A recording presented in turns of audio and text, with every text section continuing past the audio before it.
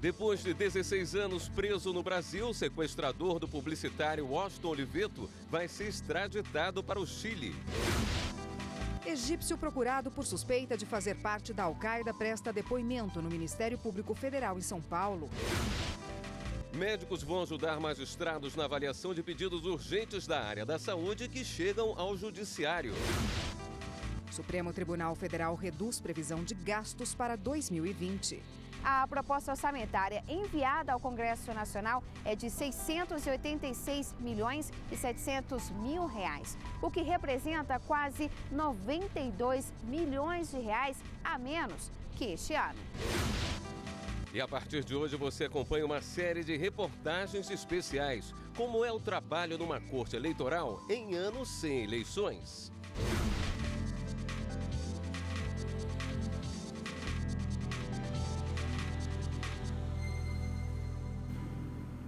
Olá, boa noite. Boa noite. O chileno Maurício Norambuena vai ser extraditado para o Chile nas próximas semanas. Ele cumpre pena de 30 anos de prisão no Brasil pelo sequestro do publicitário Washington Oliveto em 2001, em São Paulo. O empresário ficou 53 dias no cativeiro. O governo chileno pedia a extradição de Norambuena desde a prisão dele. Um acórdão do Supremo Tribunal Federal, de agosto de 2004, autorizou a extradição, mas impôs que as condenações de prisão perpétua no Chile fossem substituídas por penas de no máximo 30 anos, como prevê a lei brasileira. Como na época o Chile não aceitou a condição, o sequestrador ficou preso no Brasil. Segundo o Ministério da Justiça e Segurança Pública, só agora as autoridades chilenas aceitaram as regras e o preso vai ser extraditado. Norambuena está na Superintendência da Polícia Federal aguardando os trâmites para extradição. O egípcio Mohamed Ibrahim, acusado pelo FBI de colaborar com o terrorismo, se apresentou hoje para prestar depoimento do Ministério Público Federal em São Paulo. Mohamed é suspeito de ter ligações com a rede terrorista Al-Qaeda. Ele já havia prestado depoimento às autoridades brasileiras na última semana. Na ocasião, ele negou as acusações e disse que é vítima de perseguição política. Mohamed disse ainda que já teve um pedido de refúgio negado pelo governo brasileiro e que escolheu o Brasil por considerar que no país estaria seguro.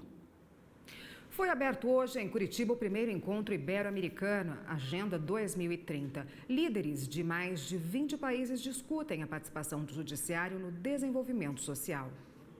A iniciativa é do Conselho Nacional de Justiça. O objetivo é reunir os países ibero-americanos para discutir como o Poder Judiciário pode contribuir para alcançar os objetivos do desenvolvimento sustentável.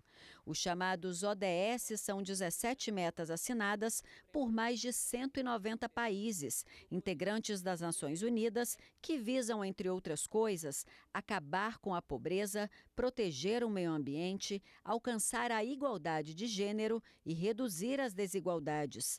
O ministro Dias Toffoli, presidente do Supremo Tribunal Federal e do CNJ, discursou na abertura do encontro.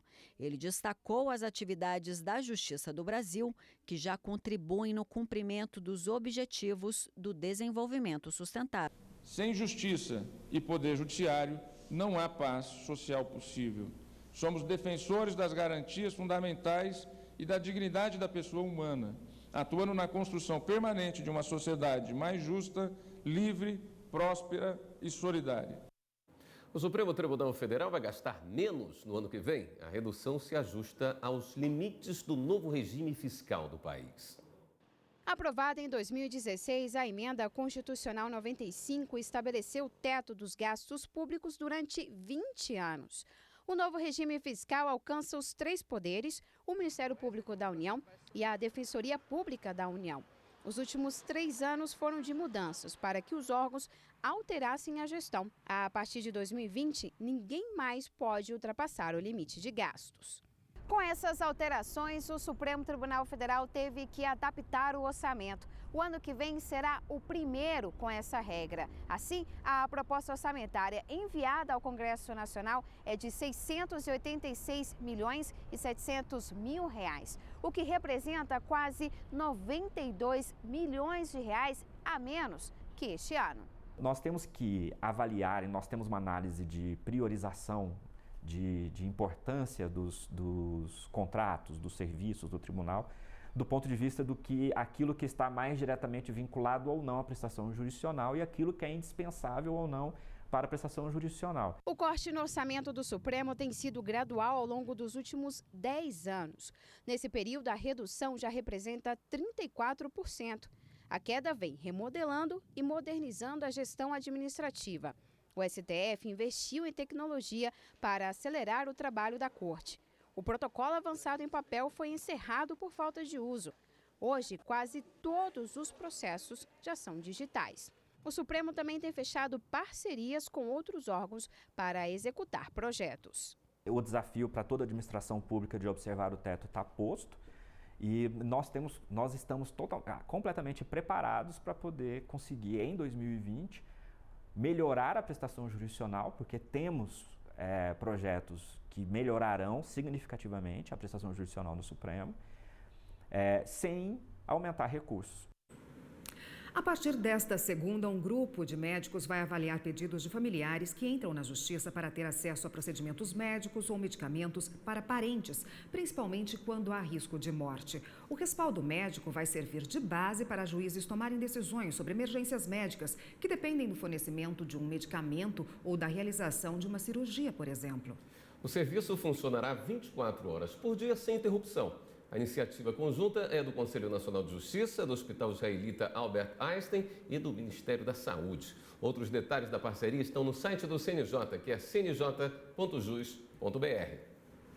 O trabalho de 2 anos do MPF junto a comunidades tradicionais de Ilhabela, no litoral norte de São Paulo, já está rendendo frutos. Os caiçaras fizeram um projeto de lei para a criação do Conselho Municipal das Comunidades Tradicionais.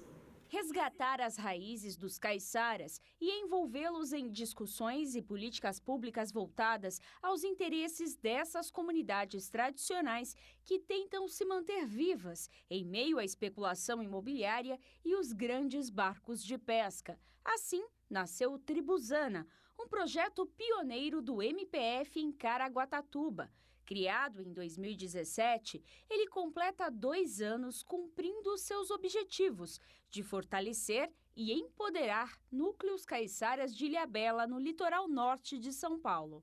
Nos últimos 5 meses do projeto Tribuzana, os caiçaras passaram por capacitações para que eles mesmos pudessem escrever o projeto de lei que cria o Conselho Municipal das Comunidades Tradicionais. Agora, o próximo passo será na quarta-feira, quando irão entregar o projeto na Prefeitura de Ilhabela. O projeto será recebido pela Prefeitura, que irá encaminhá-lo à Câmara Municipal para seguir com a análise. E a seguir, cresce o número de vagas para estágio no país. Do primeiro semestre de 2018 para o mesmo período deste ano, o aumento foi de 6,6%.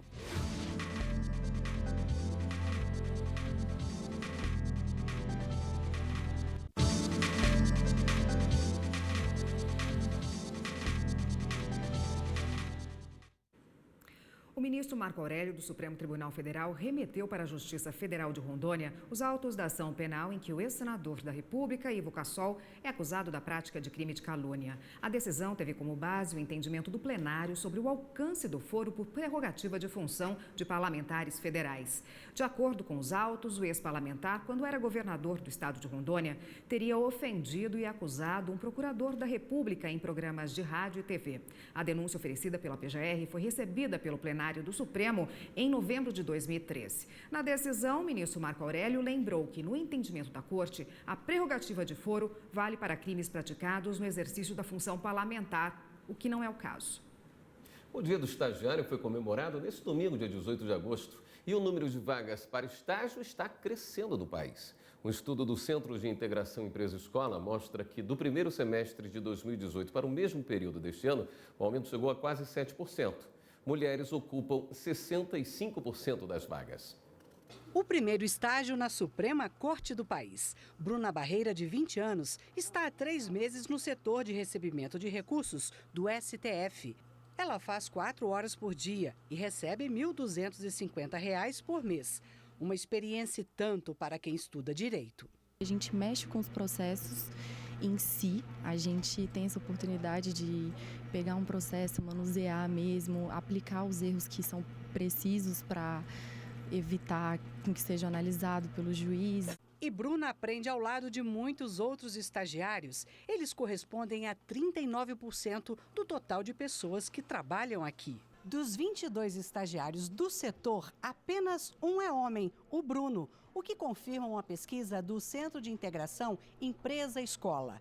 No país, 65% das vagas de estágio são ocupadas por mulheres. O sexo feminino está mostrando uma maior preocupação na sua profissionalização, em busca do conhecimento e em busca das oportunidades. O estudo também revela que o número de vagas abertas vem crescendo. Do primeiro semestre de 2018 para o mesmo período deste ano, o aumento foi de 6,6%. O mês de junho fechou com quase 217 mil novas vagas. Este ano, a lei do estagiário completa 11 anos e trouxe direitos sociais.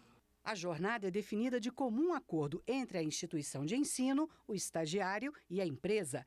Mas o período não pode passar de 6 horas por dia ou 30 horas por semana. A duração é de no máximo 2 anos, a não ser que o estagiário seja portador de deficiência. A empresa privada que não cumprir a lei deve pagar os mesmos direitos de um empregado.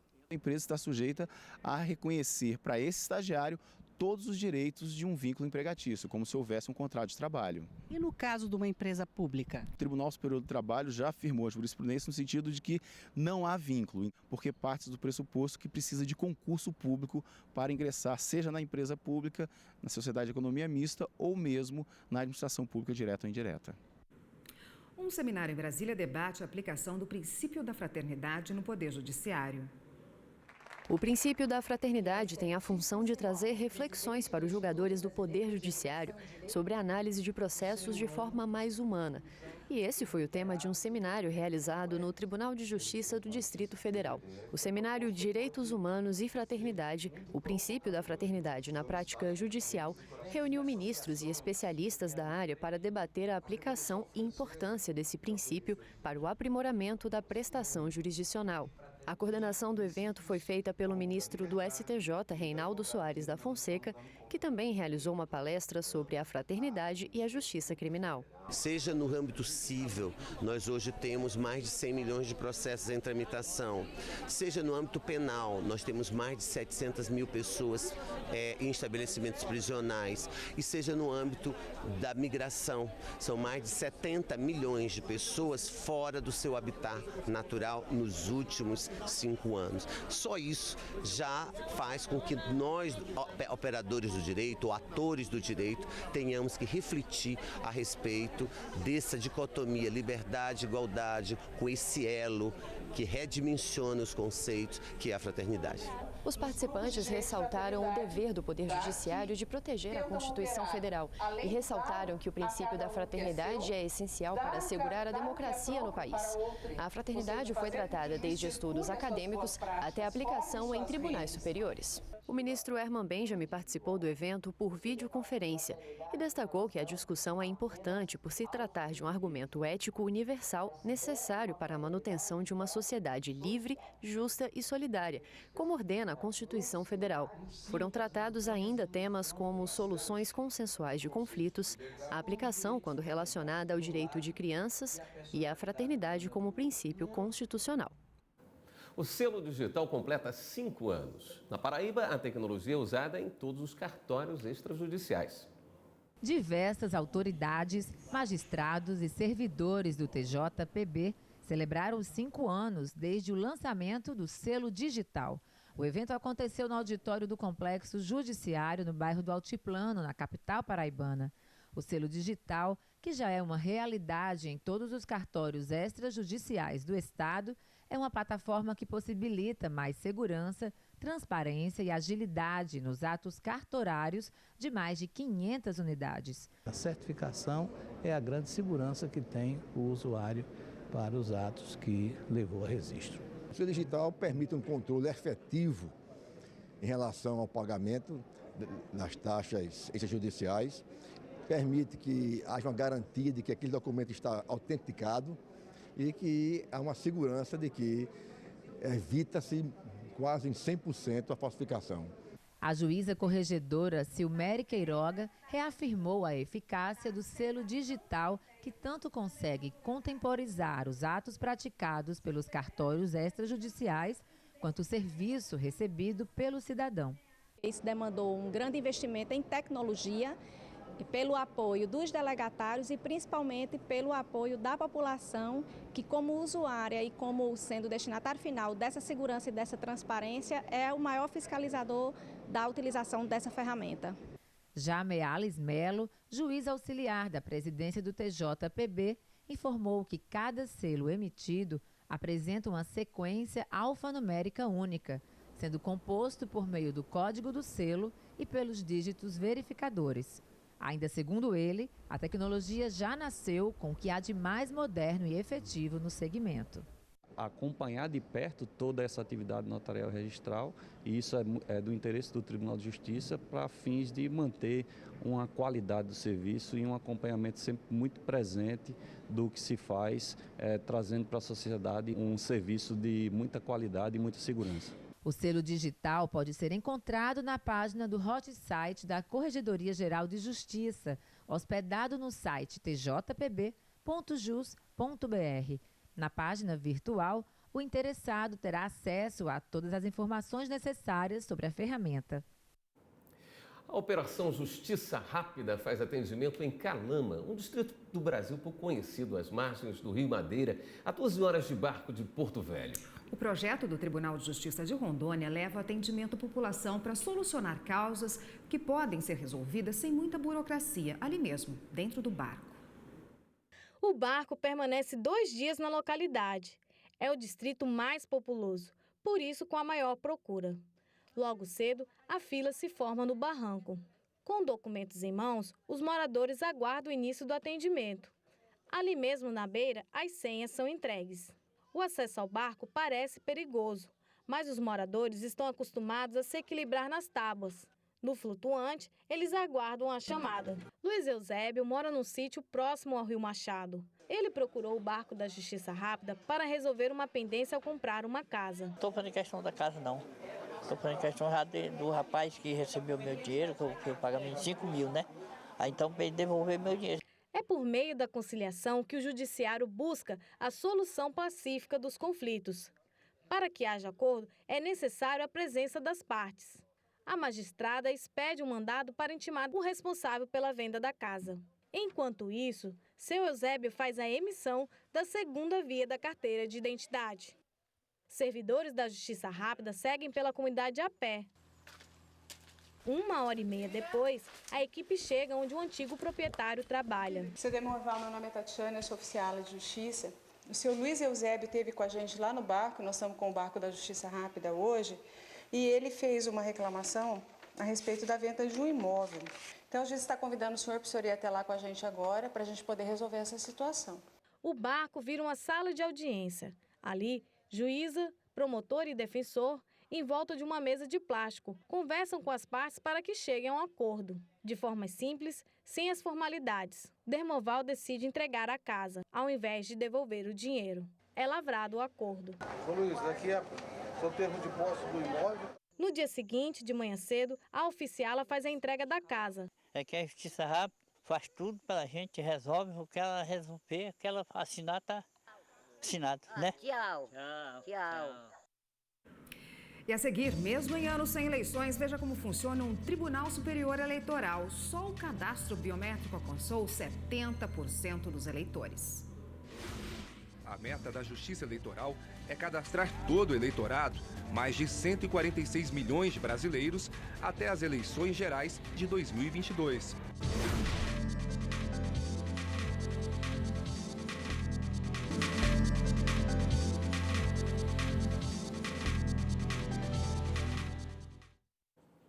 Esta semana você vai acompanhar aqui no Jornal da Justiça uma série de reportagens especiais produzidas pelo Tribunal Superior Eleitoral.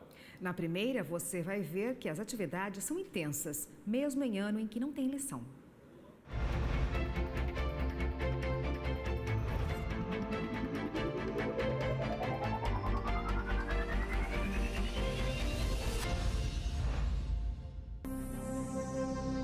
Hora do voto, eleitor na cabine. E o momento é só dele, secreto.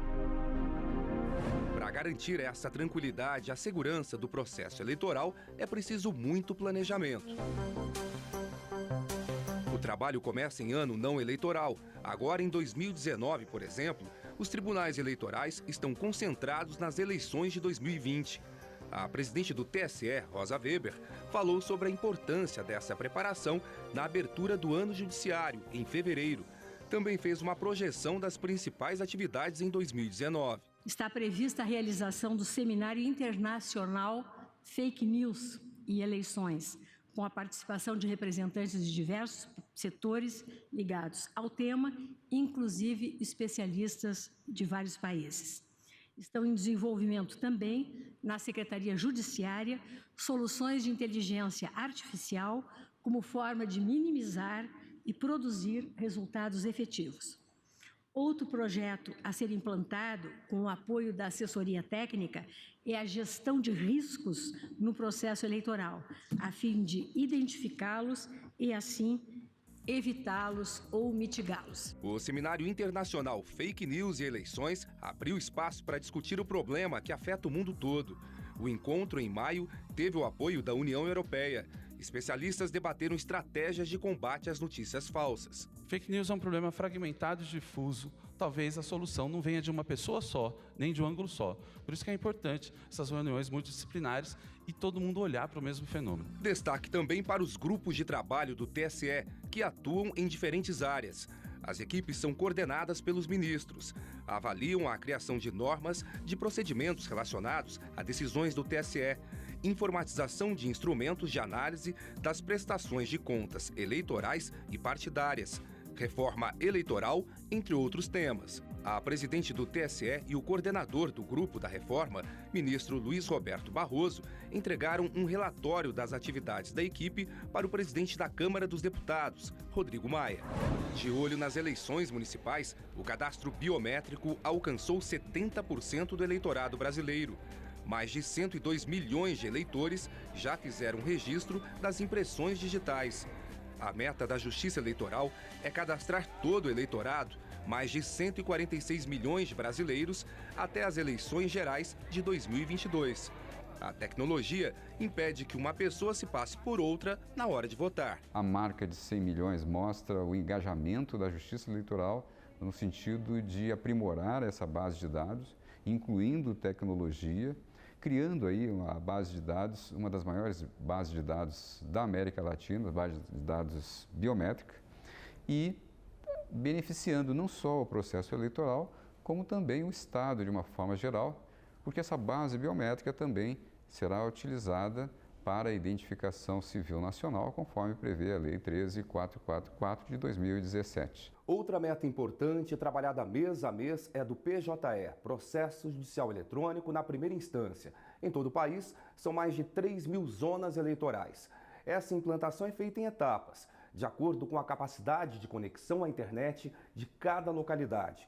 O processo eletrônico facilita o acesso a informações, decisões, despachos, permite uma troca de resposta mais rápida entre as partes. O TSE tem feito treinamentos com servidores para ampliar o programa.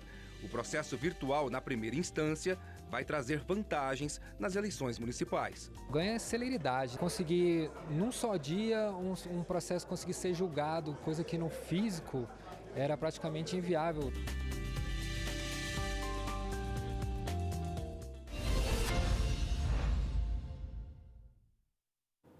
Na reportagem de amanhã, você vai entender a necessidade do teste público de segurança ser feito no ano anterior à votação e por que ele é considerado parte fundamental do processo eleitoral. É hora de dar um giro na rede para saber das últimas notícias.